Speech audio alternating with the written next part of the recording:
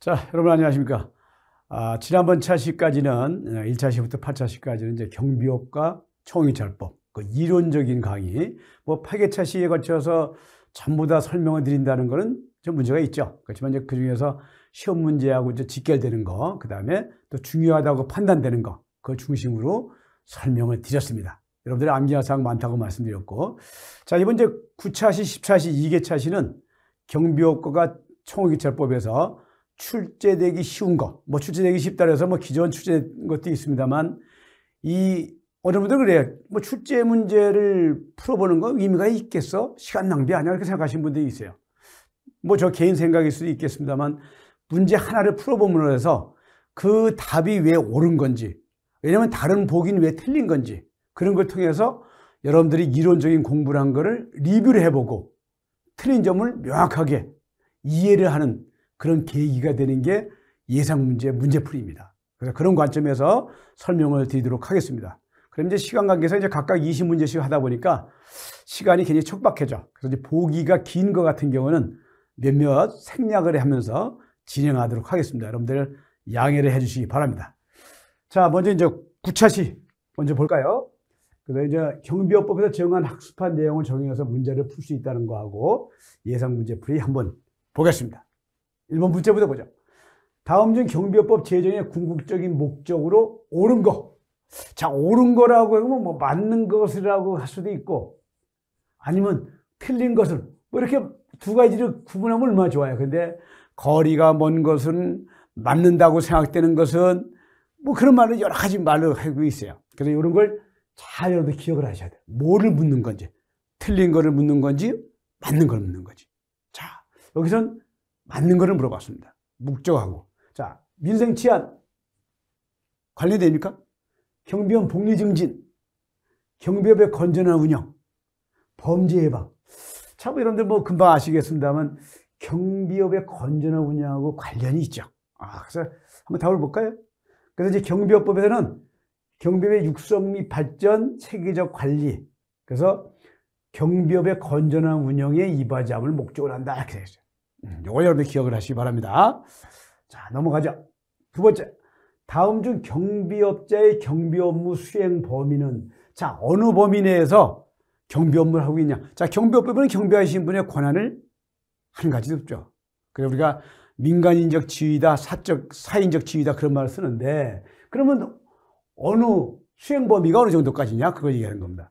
자, 시설주의 관리권 범위 내, 계약서 범위 내, 자유권전 범위 내, 경찰관 직무집행 범위 내. 자, 경찰관 직무집행 범위는 청원경찰법만 해당되죠. 경비업법에는 없습니다. 그래서 시설주, 그래서 경비업법에서는 시설주, 청원경찰법에서는 청원주라는 말을 쓰는데, 자, 시설주의 관리권, 즉 자기 건물이니까 자기 건물을 관리할 수 있는 사적인 권리가 있을 거 아닙니까? 그 범위 내에서 업무 수행을 할 수 있도록 돼 있죠. 그래서 우리가 이제 경비업자는 경비 대상 시설의 소유자 또는 관리자의 관리권의 범위 내에서 경비 업무를 수행해야 한다. 그 다음에 다른 사람의 자유와 권리를 침해한다든가 정당한 활동을 간섭해서는 안 된다. 이렇게 규정을 하고 있죠. 세 번째, 다음 중 경비 업무에 관한 설명으로 틀린 것은, 어제 빠른 거였습니다만, 자, 틀린 것은, 이건 이제 용어의 정의에서 나오는 거죠. 경비업법 2조에서 나오고 있습니다. 자, 시설 경비, 경비 대상 시설에서 도난이나 화재, 혼자, 맞는 것 같죠? 저 시간을 절약하기 위해서. 그 다음 신변보호 업무, 사람의 생명이나 신체에 대한 위해 발생을 방지, 맞는 것 같아요. 뭐 중간에 바꾸지 않았다는 걸 전제를 하는 겁니다. 자, 호송경비 업무, 보관 중에 있는 현금이나 유가증권, 현금 유가증권은 맞아. 근데 보관 중인가? 이 말이 맞은가? 이런데 안기 못 하시면 못 찾아내세요. 보관 업무에 보관 중이 아니라 운반 중이죠. 운반 중이 있어야 돼. 운반 중에. 이런 걸 바꿀 수 있어요. 이렇게. 중은 맞는데 보관이 창고에 있는 동안은 호송경비 대상이 아니라 그 뜻이에요. 자, 기계경비. 경비 대상 시설에 설치한 기계에 의해서 감지 송신된 정보를 그 경비 대상 시설 외 장소에 설치한 관제시대 기계로 수신해서 도난이나 화재를 예방하는 거 우리가 이제 기계경비 업무다. 또 이렇게 통해서 용어의 정의를 여러분들이 또 한번 암기를 하고 가시는 거예요. 제 강사 입을 통해서 시설경비, 업무 신변보호, 호선경비, 기형비 이런 것도 한번 아는 기회가 됐다. 그래서 호선경비 업무에 보관 중에 있는 게 아니라 운반 중에 있어야 된다. 운반 중에 이거 찾아내셔야 됩니다. 여러분들이 찾아내셔야 되겠죠. 그래서 호선경비 업무는 보관 중에 있는 게 아니고 운반 중에 있어야 된다. 운반 중에 있어야 된다는 걸 설명을 드린 겁니다. 자, 그래서 아까 뭐 설명사는 또 한 번 도와드립니다만 이제 시설경비라는 거하고 경비 대상 시설에서의 호선경비는 운반 중에 있어야 된다는 거하고 신변보호는 사람의 생명이나 신체에 대한 거고 기계경비는 기계경비는 이 용어 바뀔 게 많아요. 기기에 의해서 감지 송신이란 말, 그 다음에 경비 대상 시설 외 장소에 설치한 관제 시설, 수신에서 기기로 수신해서 이 용어가 다른 말로 바꾼다든가 그러면 여러분들이 맞추셔야 돼. 그래서 용어 정의를 한번 살펴봤습니다. 자, 특수경비는 공항이다. 그러면 시험 문제가 이제 항공기를 포함한다. 이걸 기억하시기 바랍니다. 공항이라는 건 항공기를 포함해서 대통령령으로 정한다. 대통령령으로 정하는 국가중요시설을 얘기하는 겁니다. 국가중요시설 누구예요? 국정원장, 그 다음에 국방부 장관. 국정원장이 지정하는 건 국가보안목표시설이라고, 국방부장이 지정하는 건 국가중요시설이라고. 요걸 우리가 이제 특수경비원들이 근무하는 영역을 얘기하는 거죠. 자, 네 번째. 다음 중 일반 경비원 신인교육을 받지 않아도 되는 사람. 이게 면제사유에 해당되는 사람이냐 아니냐 고르는 겁니다. 신인교육을 받지 않아도 되는 사람이다. 틀린 것은? 틀린 거 고르라는 겁니다. 틀린 거. 자, 경찰에 했던 사람. 받지 않아도 되죠? 대통령 경호실에서 근무했던 사람. 면제자입니다. 안 받아도 돼요. 소방공무원. 여기 소방공무원은 헷갈려. 왜냐면 교정직까지 면제사유에 들어가죠. 교정직까지. 그래서 소방공무원도 긴 거 아닌가? 당연히 아니죠. 그 법률에 없습니다. 군인사법에 의해서 부사관 이상 근무하는 사람. 자, 이렇게 해당되지만 소방공무원하고는 관계가 없다. 소방공무원 되시는 분은 신인교육 면제사유가 안 된다. 신인교육을 받으셔야 된다는 얘기죠. 그래서 이제 뭐 아까 말씀드렸지만 경찰 공무원, 대통령 경호에서 근무했던 사람, 군인사법에 따라서 부사관 이상 경력을 가진 사람, 이런 한에서 말씀드린 대로 신인교육을 면제받을 수 있다. 그렇지만 소방공무원은 아니다. 아까 이제 이게 헷갈린다. 이거하고 신인교육 면제사유하고 경비지도사 시험 1차 시험 면제사유하고 헷갈리는 경우가 있어요. 경비지도사 1차 시험 면제자는 교정직까지도 들어가죠. 교정직. 교정직. 여러분들 아시죠? 그 교도소, 법무소속 공무원 그분들만 들어가는 겁니다. 교정시설에 근무하는 분들. 자, 다섯 번째 문제. 다음 중 경비업 갱신허가. 자, 허가를 내서 이제 영업을 하고 있는데 이제 한 번 내면 5년이지 않습니까? 그래서 기간 만료 전 30일 전까지 갱신허가를 신청할 수 있어요. 누구한테 신청하죠? 시도경찰청장한테 해야 되죠. 갱신허가 신청할 때 신청 서류가 아닌 거. 자, 신청 서류가 아닌 거. 갱신허가 신청서 들어가야 되겠죠. 허가증 원본, 법인 등기부 등본, 법인 임원의 이력서. 자, 법인 등기부 등본이 왜 튀어나와? 그죠? 뭐 여러분들 한번 공부하셨잖아요. 신청서, 원본, 이력서는 필요한데 법인 등기부 등본하고는 관계가 없겠죠. 법인 등기부 등본 들어가네요. 그게 싫어. 아닌 거. 그래서 아닌 거, 저 착각을 했네요. 법인 등기부 등본, 법인 임원의 이력서. 갱신허가 할 때는 이력서가 실제로 필요가 없죠. 법인이라는 건 이제 등기부 등본은 실제로 그게 존속하냐 아니냐 그걸 물어보는 건데, 여기 이제 신청 서류가 있어요.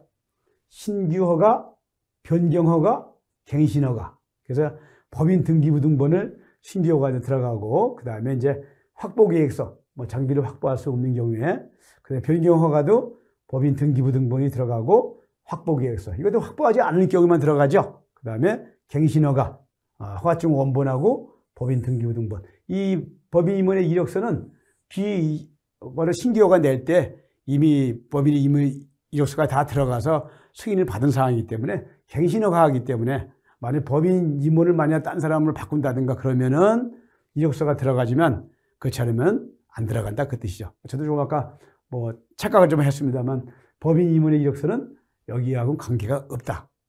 잘 기억하시기 바랍니다. 제가 설명을 쫙 해드려도 이력서 그래, 법인임원이 교체하는 게 아니고 갱신해가 내는 건데 이력서가 뭐 필요했겠어. 어렵게 여러분들 이해하시면 아주 그 잊어버리지 않으실 겁니다. 자, 6번째. 다음 중 경비업 허가를 받은 법인이 시도경찰청장에게 신고, 허가가 아니고 신고입니다. 신고사항이 아닌 것은 명칭을 변경했다. 신고해야 되죠. 30일 이내. 그 다음에 주사무소를 이전했다. 신고해야 돼요. 30일 이내. 경비지도사를 변경했다. 신고해야 됩니까? 그 다음에 정관의 목적을 변경했다. 이거 신고해야 돼. 그래서 법인의 명칭, 주사무소 이전, 정관의 목적 변경, 요거는 뭐 반드시 시도경찰청장에게 변경해야 되는데, 경비지도사 변경은 아직까지 법령에는 경비지도사를 만약에 선임을 했다. 선임한다고 해서 요거를 신고의 대상이라고 돼 있지 않죠. 그래서 이제 경비지도사 변경하고는 거리가 있다. 경비지도사 변경은 관계가 없다. 이거 여러분들 잘 들으면 아셨겠습니다만, 이제 영업할 때 폐업이나 휴업을 할 때는 7일 이내. 요건 뭐 빨리 할 수 있잖아요. 나머지는 다 30일 이내다. 여기서 여기 명칭이나 신설, 이전, 폐지, 업무 개시 종료나 정관의 목적 변경할 때 이게 전부 다 30일이라는 거. 요것만 구분하시면 돼요. 그래서 이거 쉽게 경비지도사 변경하고는 관계가 없다. 자, 읽어보자. 다음 중 경비업법 변호사 경비업자 의무가 아닌 것은 경비업자. 자, 도급을 의뢰받은 경비 업무가 위법 또는 부당한 것일 때는 이를 거부해야 돼요. 거부해야 되죠. 불공정한 계약으로 경비원의 권익을 침해한다든가 경비업의 건전한 육성과 발전을 해치는 행위를 하여서는 안 된다. 그렇겠죠. 허가받은 경비 업무 외에 경비원을 종사하게 해서는 안 되겠지요. 기계경비업자는 대통령령이 정하는 경비 관련업 외에 영업을 하여서는 아니 된다. 자, 1번, 2번, 3번은 딱 맞는데 기계경비업자 이게 맞나? 경비 관련업 외에 영업을 해서는 안 된다? 1번, 2번. 한번 보죠.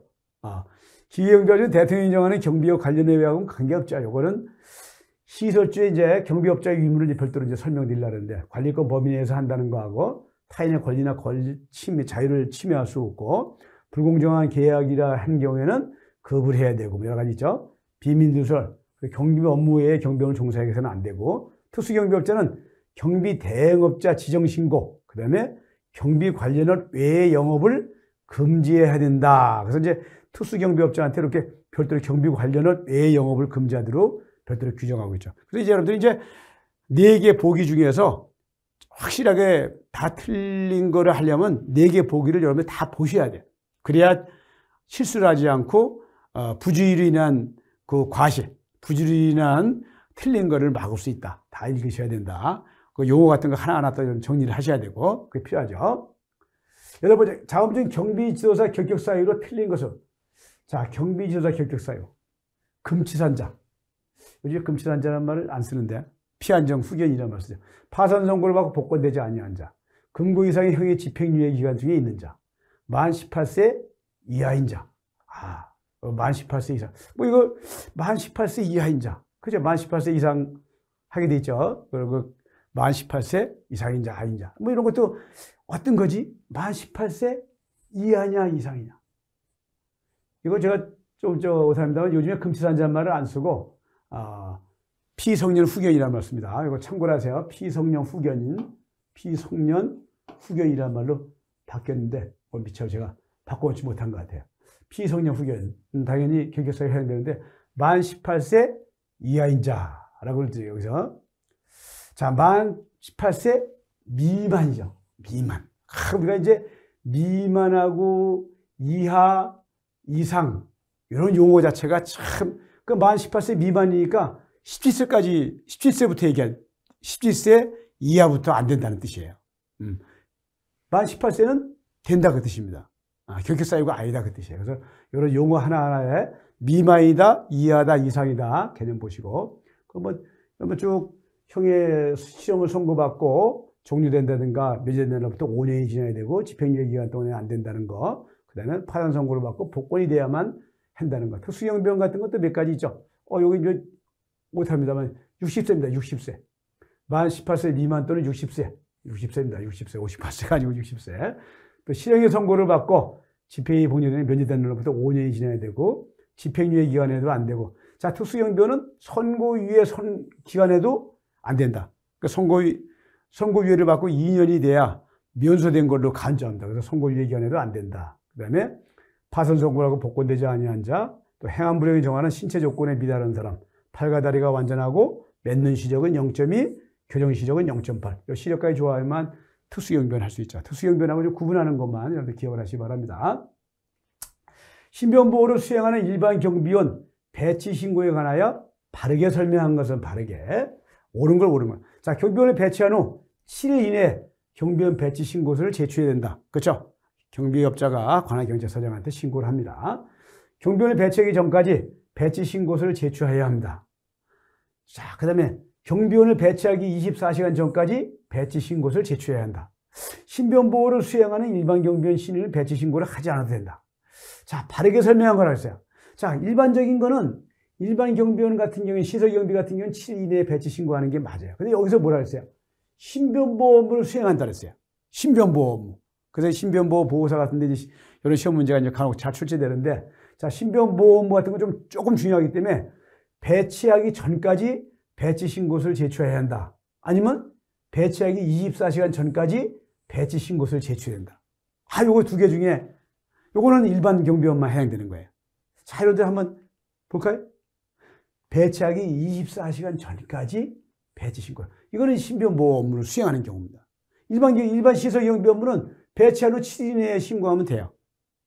이렇게 이제 구분을 좀 약간 난이도가 좀 있는 문제인데 이런 걸 구분을 하실 수 있어야 된다. 24시간 전까지 배치 신고를 제출해야 된다. 자, 8번째, 다음 중 국가중요시설의 시설주가 행해야 할 무기관리 수칙으로 틀린 것은, 무기관리 수칙은 있죠. 무기관리 수칙. 무기의 관리를 위한 책임자 지정해야 됩니다. 관할경찰관서장에 이를 통보해야 되죠. 책임자가 누군지. 무기를 빼앗기거나 분실, 도난, 훼손 사고 시 관할경찰서장한테 사유를 통보해야 되죠. 탄약고는 무기와 사무실 등 많은 사람이 수용하거나 많은 사람이 오고 가는 시설과 근접한 곳에, 근접한 곳에 설치하면 문제가 있죠. 떨어져 있어야 되겠죠. 떨어져 있는 곳에. 근데 무기와 탄약고는 이중 시건 장치를 해야 하고, 열쇠는 관리 책임자가 보관하되 근무 시간 이후에는 당직 책임자라든가 인계해야 된다. 그래서 요거 용어를 하나하나 제가 자꾸 얘기하는 게, 자, 근접한 곳에 사람이 많이 왔다 가고 그러는데 근접한 데 하면 문제가 생기죠. 그래서 요걸 찾아내셔야 돼요. 시험 문제 낸 겁니다. 그래서 근접한 곳으로 내면 안 되죠. 자, 우리가 이제 무기관리 책임자를 지정하게 되는 거 맞는다고 말씀드렸고요. 그 다음에 관리시설, 환기나 방수, 방화, 총받침대 이런 시설 갖추도록 되어 있고, 관리시설 목을 다음 달 3일까지 보고하도록 되어 있고, 무기가 만약에 망실됐다 그러면 사유를 관할경찰서장한테 통보가 되어 있고, 그 다음에 무기 손질은 매주 1회 이상 되어 있고 하게 되어 있죠. 규정에 의해서.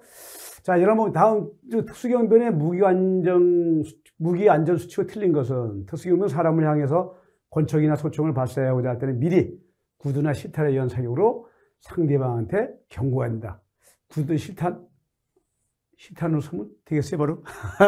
그리고 시간이 저기서 생략을 했어요. 실탄이 아니고 공포탄이죠, 공포탄. 공포탄으로 경고를 하게 되어 있습니다. 공포탄으로. 이거 좀 더 많은 양이기 때문에 좀 줄입니다. 공포탄이다, 공포탄. 자, 공포탄. 그리고 경고해야 되고, 실탄이 아니고 공포탄에 의해서 미리 구두 또는 공포탄에 의해서 상대방한테 경고하게 돼 있다.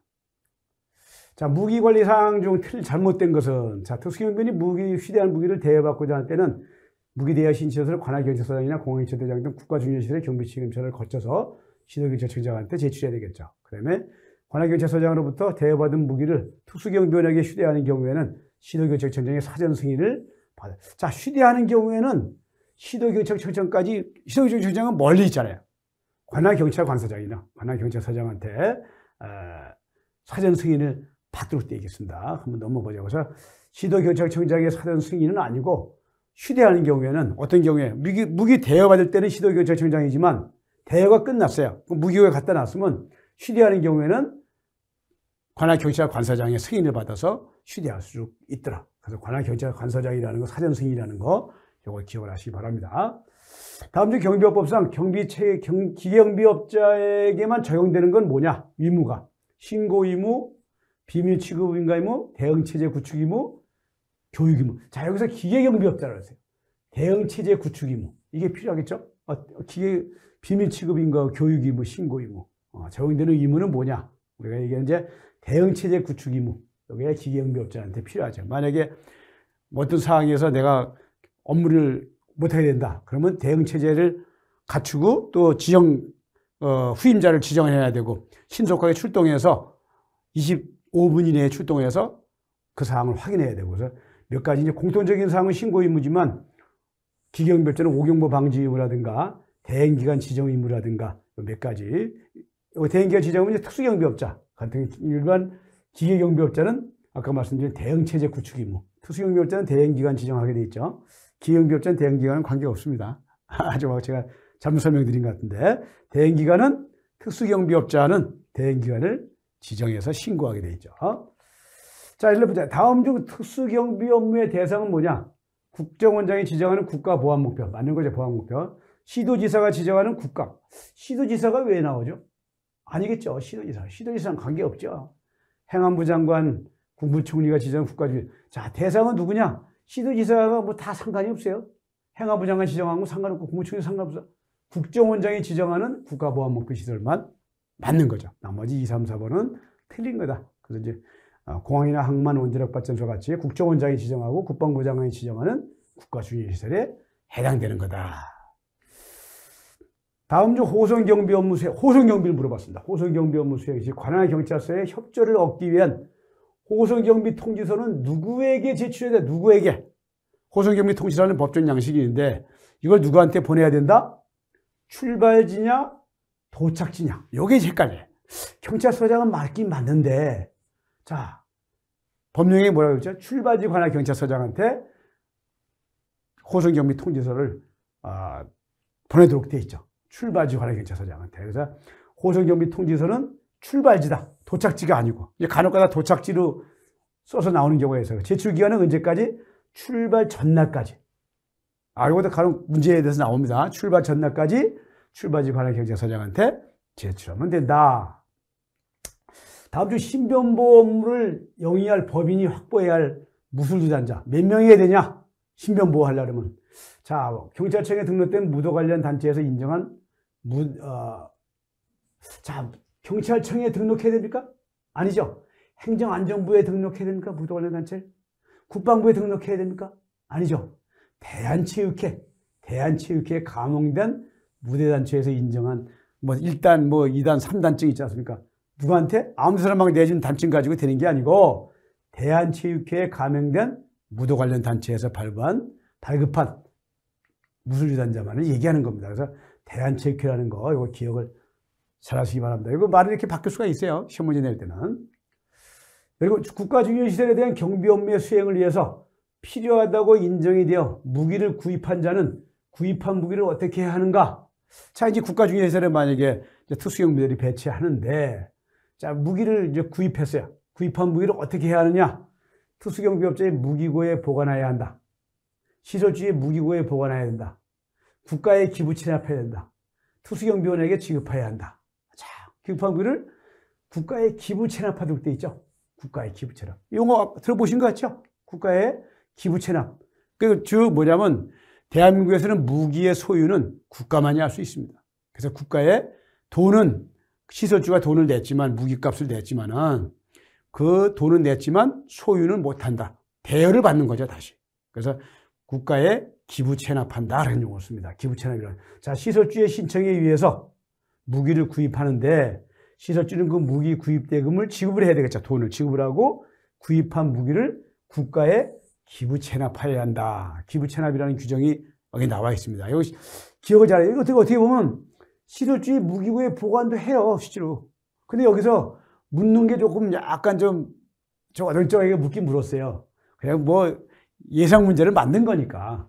무기를 구입한 자는 구입한 무기를 어떻게 해야 되냐. 구입한 무기를 무기고에 보관하는 것도 맞을 수 있고, 특수경비업자는 무기에 보관하는 거 맞을 수 있어요, 다. 그렇지만 여기서 그렇게 묻는 게 아니라 법령에서 규정된 걸 얘기하는 겁니다. 그러다 보니까 이제 국가에 기부 체납해야 한다는 게 이제 국가에 나와서. 무기는 아까 말씀드렸지만 개인 소유를 인정하지 않기 때문에 국가에 대해서 돈은 실효주가 냈지만 그 소유는 국가로 넘기는 거죠. 무상으로 국가에 내기는 겁니다. 그걸 얘기하는 겁니다. 그래서 이걸 잘 기억을 하셔야 돼요.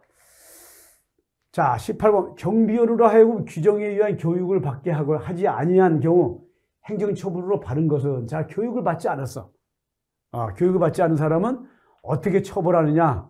행정처벌하느냐? 이거 물었어요. 1차, 2차, 3차 위반할 때 어떤 거냐? 이게 참, 저도 경비사 시험을 2011년도에 13회 때 자격을 취득했습니다만, 이거 암기했던 거 참 쉽지 않죠. 경경일이다, 경일삼이다, 경삼치다, 이렇게 암기했던 기억이 나는데, 어떤 순간 여러분들이 되게 이제 2차 같은 거 묻는 거 많이 나와요. 그래서 이거 여러분들이 나름대로 방식을 정해서 암기를 하셔야 돼요. 그래서 경고 1월, 6월, 또 경고 6월 취소, 또 1월, 3월 취소, 경고 1월. 참, 만약에 이 교육을 안 받은 사람을 배치했다. 당연히 처벌하겠죠. 그럼 이게 어떤 거냐. 이 답을 구하는 게 중요한 게 아니라 여러분들이 암기를 해야 한다는 걸 얘기합니다. 우리가 이제 경경일이라고 저는 기억했잖아요. 경경일. 경고 1월. 근데 이거 다 어떻게 외워요? 경일육, 경육치, 아니면 일삼치, 이렇게 기억해야 돼요. 이런 것만 이렇게 기억해서 암기하는 방법. 저는 그렇게 공부했다. 그래서 여러분들이 그렇게 하셔야 되겠죠. 그래서 여기 행정처분 기준이 나옵니다. 허가 없이 업무 변경을 한 경우, 결격사유 경비조사를 배치한 경우, 위법한 경비 업무를 거부하지 않은 경우, 교육을 받지 않은 사람. 자, 교육을 받지 않은 거 좀 지문에서도 교육을 안 받은 사람을 만약에 했을 때 이렇게 경고 1월 할 수 있도록 해요. 그 다음에 경비원 복장이나 장비, 추조차량 규정을 위반했다. 경경 1. 이것도 관계돼서 감독성 명령에 위반했다. 경삼치. 손해를 배상하지 않았다. 경삼육. 이렇게 해서 외우는데, 이렇게 첫 글자만 따가지고 암기하시면 자꾸 되새기시면은 암기가 됩니다. 시험장 가면 딱 기억이 나세요. 많이 기억하셔야 되겠죠. 자, 19번 문제. 경비 업무의 적정한 수행을 위해서 경비지도사에 대한 경찰청장, 시도경찰청장의 감독사에 필요한 명령을 위반한 경우 행정처분 기준으로 맞는 것은 어떤 거죠? 1차, 2차, 3차. 자, 감독명령, 경비지도사라고 나왔고, 감독명령이라고 했어요. 감독상. 자, 경일삼, 경삼육, 169, 3612. 자, 이게 어떻게 여러분들 아마 공부하셨기 때문에 3번이나 4번 중에 하나 나오는 거 다 아실 거예요. 근데 어떤 게 성실하게 업무를 수행하지 않을 때 하고, 아까 감독명령 위반한 거하고 어떤 거지? 근데 아까 첫 글자 따가지고 암기하신 분은 기억을 하실 거예요. 성실히 근무하지 않은 게 더 무겁다. 그렇게만 아시면 성실히 근무하지 않으면 당연히 3612가 되겠죠. 그러면 감독명령 위반했다? 아마 169가 아닌가? 169가. 그렇죠? 169. 감독성 명령. 그런데 이제 직무를 불성실하게 했다 그러면 3612. 감독명령을 위반했다? 169. 이렇게 저도 이렇게 감기를 했습니다만 여러분 이렇게 해도 기억을 하셔야 돼. 그래야 여러분들 암기가 되지. 그렇지 않으면 암기가 안 돼요. 경비지도사 업무를 얘기하는 겁니다. 그 경비지도사라고 무조건 옛날 경비지도사 취득하신 분들이 이제 경찰 출신 퇴직하신 분이 많이 계신데 그분들도 봐주는 거 없어요. 요즘에는 아주 엄격하게 잣대를 대고 있습니다. 이걸 암기를 하십시오. 20번 문제. 다음 중 경비 업무의 범위를 벗어난 한 경비원에 대해서 벌칙이 뭐냐? 7년 이하냐, 3년 이하냐, 1년 이하냐, 1천만 원 이하냐. 자, 1천만 원 이하의 벌금 같은 거 얼마 좋아요? 1년 이하의 징역 또는 1천만 원 이하의 벌금이죠. 답을 볼까요? 이런 게 1년 이하의 징역 또는 1천만 원 이하의 벌금. 형사처벌 규정이 있는 겁니다. 만약에 경비 업무의 범위를 벗어난 행위를 했다. 그런 경비원은 이런 형사처벌 규정이 있다는 걸 여러분들이. 그래서 여기 5년 이하 붙어 있죠. 경비 업무 5년 이하의 징역이나 3년 이하. 3년 이하의 징역은 9가지, 2년 이하의 징역은 1가지, 그 다음에 1년 이하의 징역은 6가지. 이렇게 해서 벌칙 규정이 많이 있어요. 근데 이 문제 중에서 한두 문제가 꼭 출제되기 때문에 특히 이제 공부하신 분은 이걸 많이 암기를 하고 계셔야 돼요. 자, 아무쪼록 여러분들 20문제 가지고 이렇게 하다 보니까 시간이 좀 쫓기는 경향이 없지 않아 있습니다. 상세하게 더 해드려야 되는데 긴 보기 같은 거 좀 생략을 하는데 답만 위주로 얘기 드린 경우 있는데 여러분들이 이제 그 정도는 아실 수 있을 것 같아서 이렇게 간단하게 설명해서 넘어가는 경우도 있습니다. 아무튼 여러분들 20개 문제는 뭐 많이 없습니다만 이런 걸 통해서 여러분들이 공부하신 거를 다시 리뷰를 해보고 응용할 수 있는 능력을 기르는 효과가 있길 바랍니다. 오늘 감사합니다.